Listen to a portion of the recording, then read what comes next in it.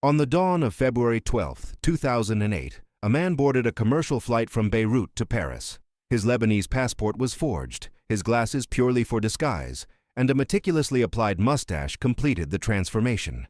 His true name was Imad Mughniyeh, then one of the most wanted men on earth.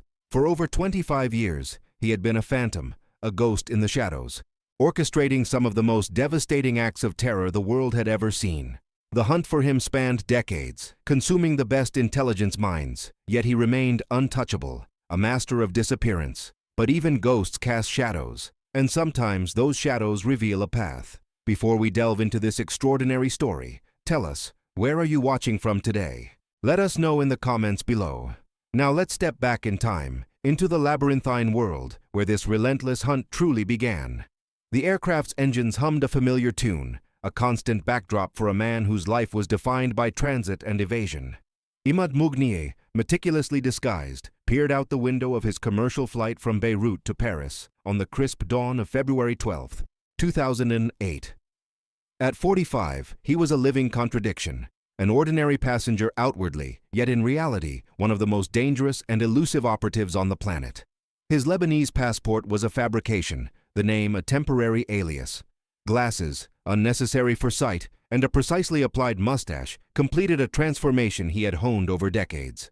He moved with a quiet confidence, born of constant peril and an unparalleled mastery of disappearance.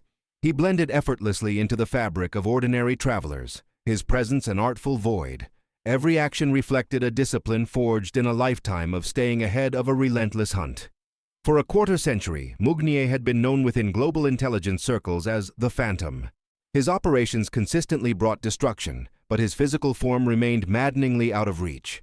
He was not merely an executor, he was a strategic architect of terror, understanding the profound psychological and geopolitical impact of his actions. His legacy of violence began early, leaving an indelible mark on the geopolitical landscape of the 1980s. In October 1983, a truck bomb detonated outside the U.S. Embassy in Beirut, killing 63 people. This unprecedented act of savagery signaled the emergence of a formidable new threat. Just months later, on October 23, 1983, two truck bombs struck simultaneously, one targeting French paratroopers and the other, the U.S. Marine barracks in Beirut. The latter claimed 241 American lives, marking the deadliest single-day death toll for the U.S. Marine Corps since Iwo Jima. These were not random acts. They were sophisticated, coordinated campaigns designed to inflict maximum casualties and strategic impact, directly challenging Western power. The precision and immediate disappearance of the perpetrators underscored Mughniyeh's operational genius. The 1980s further solidified Mughniyeh's reputation through his relentless orchestration of Western hostage abductions in Lebanon. His network operated with chilling efficiency, identifying high-value targets and leveraging their captivity for political gain.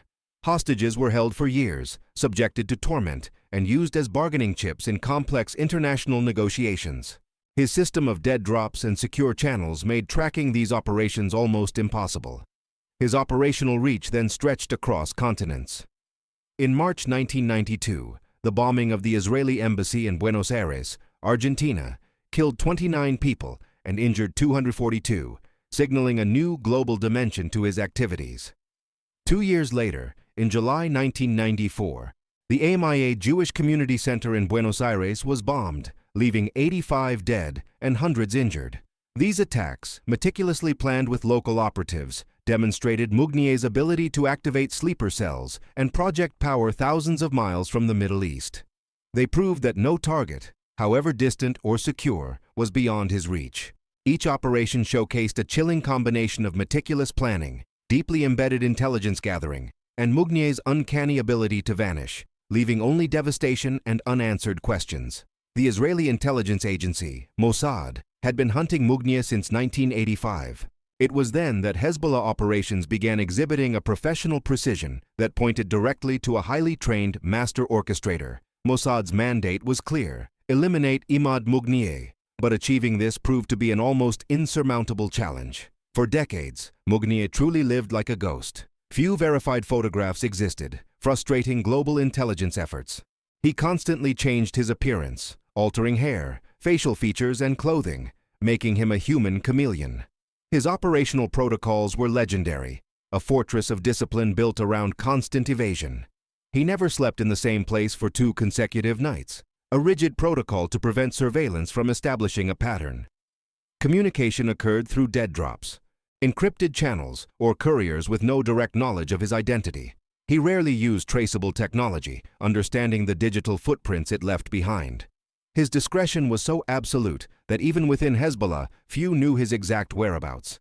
Hassan Nasrallah, the revered leader of Hezbollah, referred to him as "our dear brother," a testament to his indispensable role. Israel considered him responsible for the deaths of more Israeli citizens than any other individual alive, excluding enemy heads of state. The CIA alone offered a $5 million bounty for his capture, reflecting the immense pressure on intelligence agencies to bring him to justice. Meir Dagan, then head of Mossad, had made Mughniyeh's elimination a personal priority. Yet, every operational discipline, however rigorous, harbors a potential flaw. For Imad Mughniyeh, it was a predictable vulnerability, subtly cultivated over years of unparalleled success, an arrogance born from decades of unpunished impunity. His unbroken streak of evasion, his ability to orchestrate catastrophic attacks and then melt into the ether, had instilled in him a dangerous sense of invincibility. He had begun to perceive himself as untouchable, immune to the relentless pursuit of his enemies. This wasn't overt arrogance, but a quiet, internal confidence manifesting in subtle relaxations of his legendary discipline. He began to take calculated, yet ultimately reckless risks, choosing certain routes more consistently, or attending meetings in locations he once would have deemed too exposed. Praise from leaders like Nasrallah reinforced this self-belief. It was precisely this unshakable self-assurance, this quiet confidence that he exuded even on a seemingly routine commercial flight, that inadvertently created the very opening Mossad had patiently waited years to exploit. The phantom, it seemed, had finally cast a shadow long enough to be caught, a shadow that hinted at a chink in his seemingly impenetrable armor. The aircraft's engines hummed a familiar tune, a constant backdrop for a man whose life was defined by transit and evasion. Imad Mughniyeh, meticulously disguised, peered out the window of his commercial flight from Beirut to Paris on the crisp dawn of February 12, 2008. At 45, he was a living contradiction, an ordinary passenger outwardly, yet in reality, one of the most dangerous and elusive operatives on the planet. His Lebanese passport was a fabrication, the name a temporary alias. Glasses, unnecessary for sight, and a precisely applied mustache completed a transformation he had honed over decades. He moved with a quiet confidence, born of constant peril and an unparalleled mastery of disappearance. He blended effortlessly into the fabric of ordinary travelers, his presence an artful void. Every action reflected a discipline forged in a lifetime of staying ahead of a relentless hunt.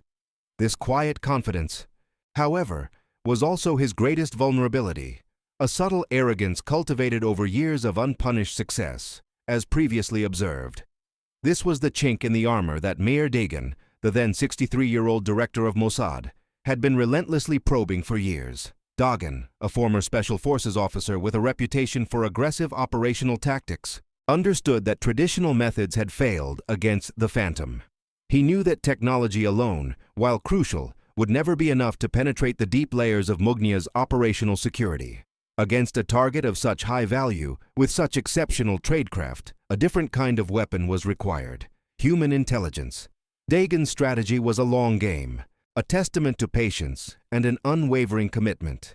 It involved the painstaking, often frustrating construction of a vast human intelligence network, meticulously cultivated over years across hostile territories. Mossad agents were deployed to Beirut, Damascus, and Tehran, the epicenters of Hezbollah's and Iran's influence, tasked with a singular, near-impossible objective: find the threads of Mughniyeh's existence. The cultivation of these sources was a delicate, dangerous art. It wasn't about brute force or coercion. It was about identifying vulnerabilities and exploiting them with surgical precision. Some sources were motivated by the promise of substantial financial rewards. Individuals within various bureaucratic structures or security apparatuses, for whom the lure of Mossad's gold outweighed the immense personal risks. Others were driven by deep-seated personal resentments against Hezbollah or the Iranian regime. Disaffected individuals who felt betrayed or wronged and sought a clandestine form of retribution. These might include former associates, rivals, or even family members who had seen their lives shattered by the organizations Mughniyeh served. A third category comprised individuals who, unknowingly, became conduits for information. They were not spies, but ordinary citizens, drivers, minor officials, service staff, who, in their daily routines, observed and relayed seemingly innocent details that, when aggregated, formed crucial pieces of a much larger puzzle. Their handlers, Mossad case officers operating under deep cover as businessmen, diplomats, or journalists, patiently built trust, extracting fragments of information piece by piece, like forensic archaeologists sifting through dust. During these years, a steady, albeit often indistinct, flow of intelligence about Mughniyeh's movements trickled into Tel Aviv. Each snippet was a single pixel in an immense, blurry image. An anonymous phone call from Beirut would report, he was seen in a black Mercedes, tinted windows, on Hamra Street. A coded message from Tehran might state, a senior IRGC official mentioned a meeting scheduled for February in Syria. From Damascus, a seemingly innocuous note might read, certain high-security residences in Kafr Sousa have seen increased activity. These fragments were catalogued, cross-referenced, and meticulously analyzed by teams of dedicated intelligence officers. They pored over satellite imagery, decrypted communications, and layered human reports, searching for anomalies, repetitions, anything that deviated from pure randomness. Slowly, painstakingly, a pattern began to emerge from the chaos. Mughniyeh, despite his legendary paranoia and operational discipline, was not entirely random. Even ghosts, it turned out, had routines. The most significant revelation was his regular visits to Damascus, the capital of Syria. These trips were typically for high-level coordination meetings with Oficiais da Guarda Revolucionaria Iraniana, IRGC, and senior Syrian intelligence officials. Bashar al-Assad, then 42 years old and Syria's president, provided a protective umbrella under which Hezbollah and its Iranian patrons could operate with a degree of impunity. Mughniyeh, ever vigilant, perceived Damascan territory, especially areas under the tight control of Syrian security forces and Iranian intelligence, as a secure sanctuary. Here, shielded by multiple layers of state security, he occasionally, subtly, relaxed his stringent precautions. This was the insidious effect of his growing arrogance, a belief that in such a fortress he was truly untouchable. The strategic implications of this pattern were immediately clear to Mossad. For years, the agency had faced an agonizing dilemma: how to strike Mughniyeh. Operating within Lebanon, his primary stronghold, was deemed almost impossible. Hezbollah's deep entrenchment in Lebanese society, its formidable security apparatus, and the high risk of political fallout meant that any overt Israeli operation would be a diplomatic and operational catastrophe. The chances of mission success were minimal, and the potential for leaving undeniable traces of Israeli involvement was too great, guaranteeing massive regional retaliation. The decision was made, years before the opportunity even presented itself. They would not pursue him in Lebanon. They would wait for Damascus. Syria, paradoxically, offered a unique set of operational advantages despite being technically enemy territory. The city possessed an international diplomatic presence, a network of foreign businesses, and a level of urban openness that Beirut, especially since the Civil War, could not offer. These elements provided valuable cover for Mossad agents operating clandestinely. Furthermore, eliminating Mughniyeh in Damascus would send an unmistakable, devastating message that resonated far beyond the immediate target. It would demonstrate that there was no sanctuary, no safe haven for those who orchestrated attacks against Israel, not even under the direct, seemingly impenetrable protection of the Assad regime. This symbolic blow was as important as the physical elimination of the target himself. The long wait intensified in late 2007. A crucial piece of intelligence arrived from a source classified as highly reliable, a true golden asset. The message was concise but profound. Mughniyeh planned to visit Damascus in February 2008 for a series of high-stakes meetings. These discussions were critical, focusing on the rearmament of Hezbollah following the 2006 war with Israel, a conflict that had seen Hezbollah emerge emboldened, despite heavy losses. The window of opportunity would be narrow, perhaps no more than 72 hours. But it was the most concrete lead in years. This intelligence immediately activated Operation Masquerade, an operation that had existed in multiple detailed versions and contingency plans for years, meticulously refined and updated, waiting for precisely this moment. It was a complex, multi-layered plan. prepared for a target whose elimination would require extraordinary precision and an almost invisible footprint. The patience had paid off. The long hunt was about to enter its deadly final phase. The stage was set in the heart of enemy territory, where arrogance had created an opening, and relentless patience was about to deliver a fatal blow. With Operation Masquerade now fully activated, a shadow war moved from strategic planning to tactical execution. The intelligence indicating Imad Mughniyeh's visit to Damascus in February 2008, a narrow window of opportunity of perhaps 72 hours, unleashed a cascade of pre-planned actions within Mossad. The immediate challenge was twofold. First, to definitively confirm Mughniyeh's presence in the Syrian capital, and second, to pinpoint his exact temporary residence and movements within an environment bristling with hostile intelligence. Damascus, the ancient city, was now a contemporary fortress, a crucible of overlapping security apparatuses.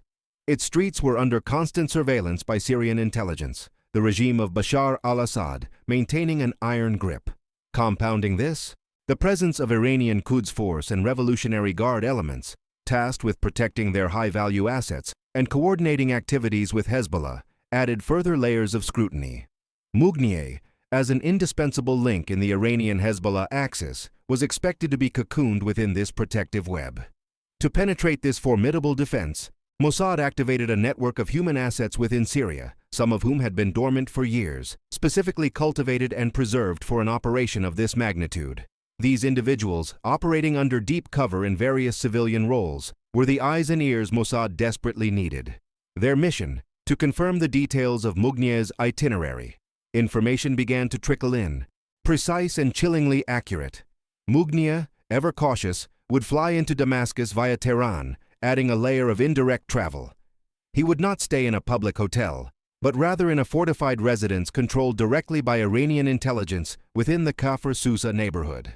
This area, predominantly Alawite and considered a bedrock of regime loyalty, was deemed exceptionally secure, a sanctuary within a sanctuary.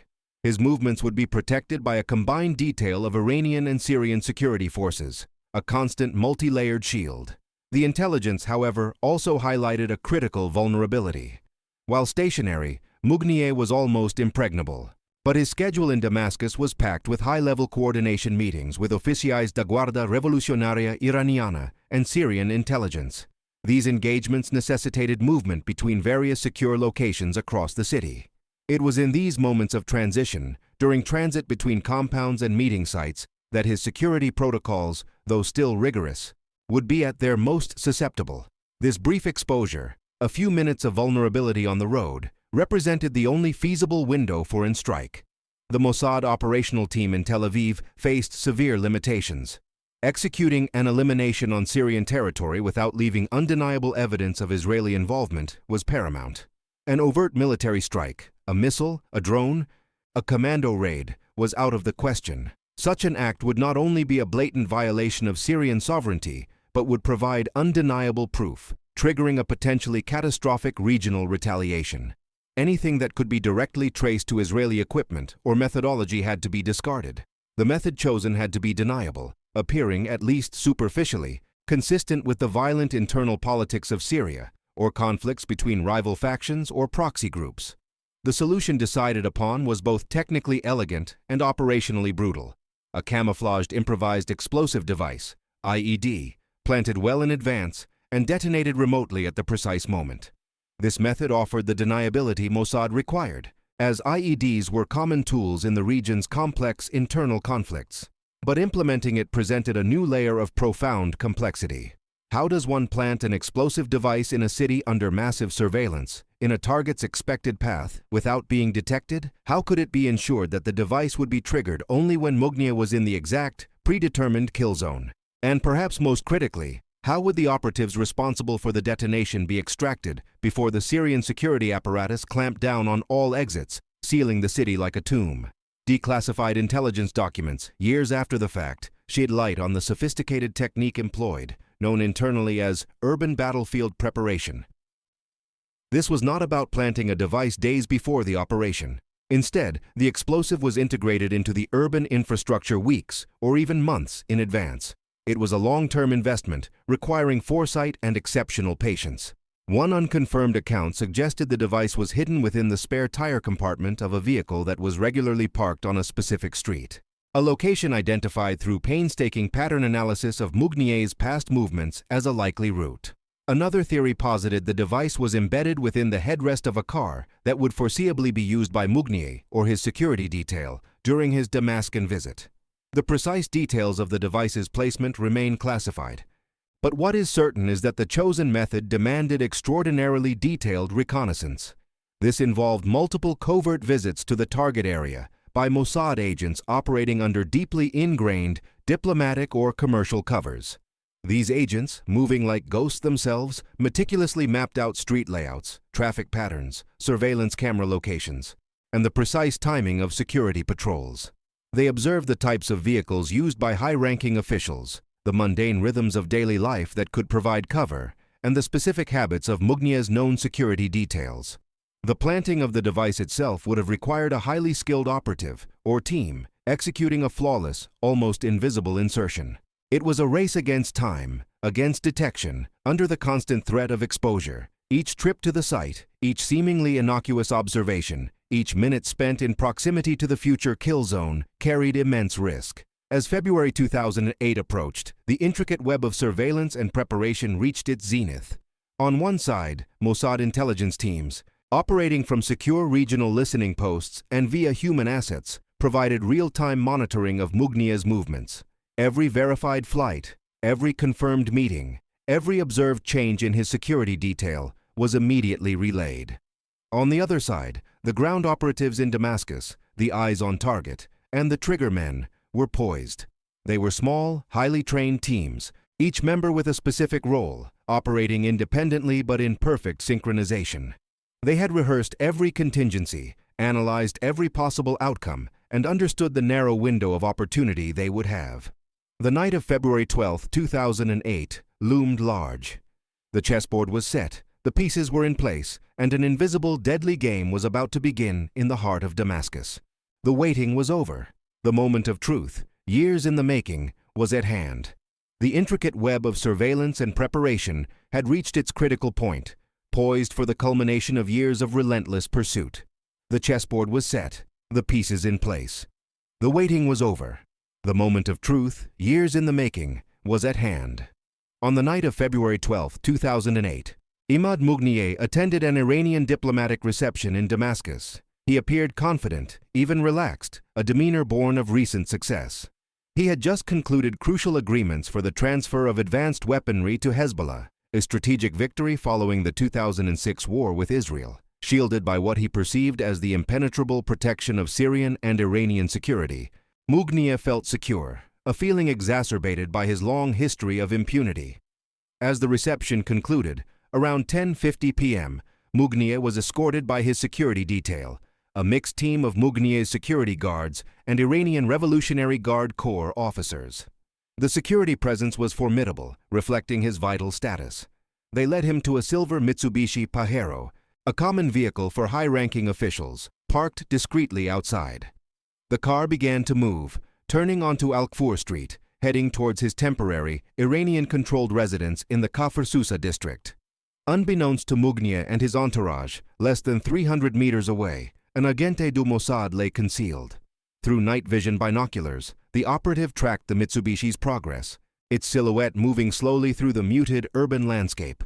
The target was acquired. A hushed, coded message, transmitted via encrypted short-range radio, reached another operative nearby, who held a small detonator device. The decades of pursuit, the painstaking intelligence gathering, the meticulous planning, all converged into these fleeting seconds. At precisely 10:55 p.m., as the silver Mitsubishi Pajero passed a specific, predetermined point on El Kfur Street, a massive explosion ripped through the vehicle. The force was catastrophic, obliterating the car and scattering twisted metal and shattered glass over 50 meters. Imad Mughniyeh died instantly, the concussive force separating his head from his body. Other occupants, members of his security detail, were gravely wounded but survived, a detail that later indicated the explosive device had been meticulously positioned to maximize damage specifically to Mughniyeh's seat, a testament to the operation's precision. In the immediate aftermath, absolute chaos engulfed the area. The Damascus night was shattered by the deafening blast, followed by the blare of sirens, frantic shouts, and the rapid convergence of Syrian security authorities. Within minutes, roadblocks were established across the city, sealing major arteries. Hospitals were placed on maximum alert, bracing for casualties. The air hung heavy with the acrid smell of explosives, and the blast site became a scene of frenzied investigation.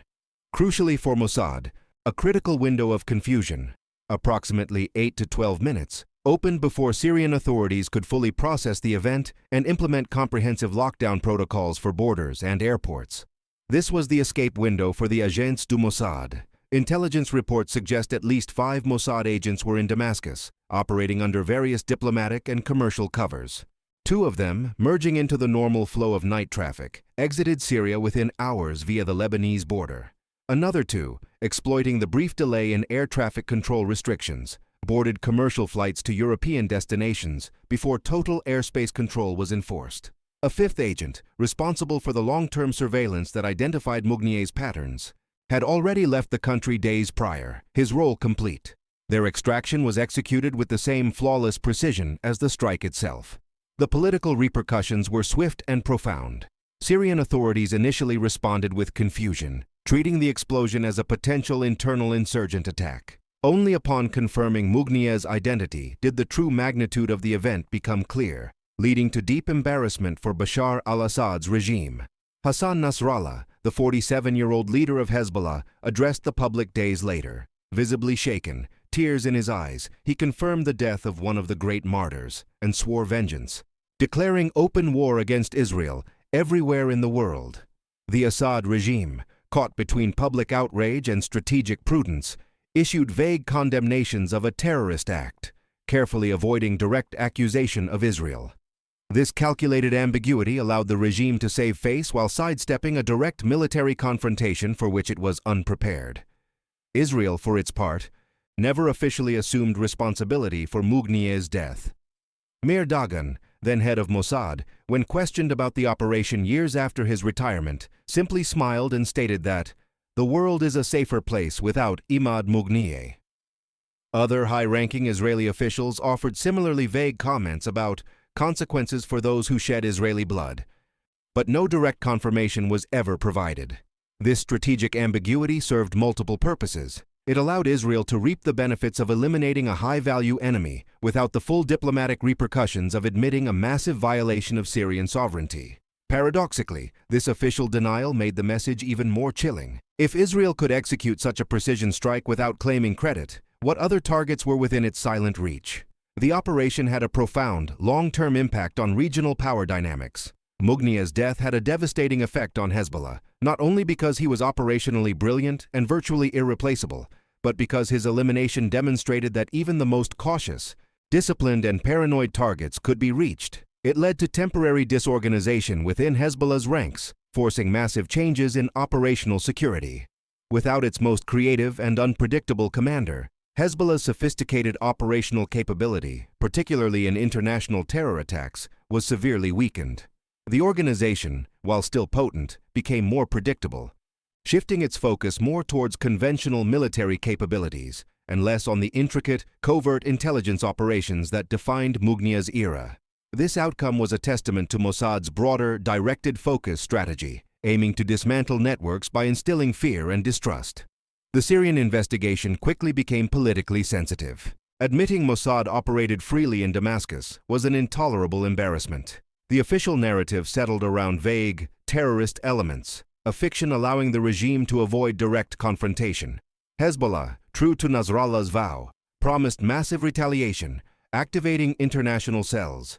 However, Mossad anticipated this, frustrating multiple attack attempts in the following months, an advantage partially attributed to Hezbollah's temporary disorganization. The operation also raised profound ethical and legal questions. Was Mughniyeh's killing justifiable under preemptive self-defense? Was the violation of Syrian sovereignty acceptable given the threat? Did it establish dangerous precedents for extraterritorial assassinations? These questions remain debated without consensus. Israel would argue self-defense in a context of cross-border terror and state sanctuary. Critics would highlight the erosion of international norms. The elimination of Imad Mughniyeh in Damascus stands as one of the most notable examples of modern intelligence operational capability. The patience, the meticulous network building, the flawless insertion and extraction, and the technical precision. Its final legacy, however, is simpler. It delivered an undeniable message that there is no absolute refuge for those whom Israel considers existential threats. This message was clearly received by all hostile actors in the region. Since February 2008, no Hezbollah leadership figure has allowed themselves the kind of exposure that Mughniyeh fatally embraced that night, a testament to the lingering, palpable dread instilled by the operation. Conclusion. On that fateful Damascus night, the phantom, Imad Mughniyeh, met his end not in a blaze of glory, but in a sudden, precise detonation on Al-Kfur Street. Years of relentless pursuit by Mossad culminated in a fleeting moment of vulnerability, his perceived sanctuary proving to be a meticulously prepared trap. The echoes of that explosion resonated across the Middle East, leaving chaos in its immediate wake and a profound silence in Hezbollah's operational command.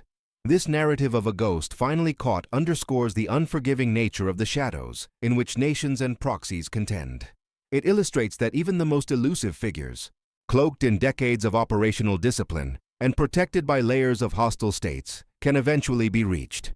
It speaks to the relentless patience of intelligence agencies, the strategic long game played across continents, and the profound moral complexities that arise when the lines between warfare and targeted elimination inevitably blur. Ultimately, the operation delivered a message carved in fire and fear, that for those deemed existential threats, sanctuary is an illusion, a fragile construct vulnerable to the deepest penetrations of human will and covert tradecraft. The strategic landscape shifted, permanently altering the psychology of those who operate in the dark, reminding them that the hunt never truly ends. This operation, like so many in the clandestine world, invites introspection. What are your thoughts on the long-term strategic and ethical implications of such targeted eliminations? Share your perspective in the comments below. If the intricate dance between shadows and statecraft intrigues you, we have other deep dives into the world of espionage and covert operations. Don't forget to like this video and subscribe to Black Protocol for more investigations into the untold stories of power, conflict, and the unseen forces that shape our world.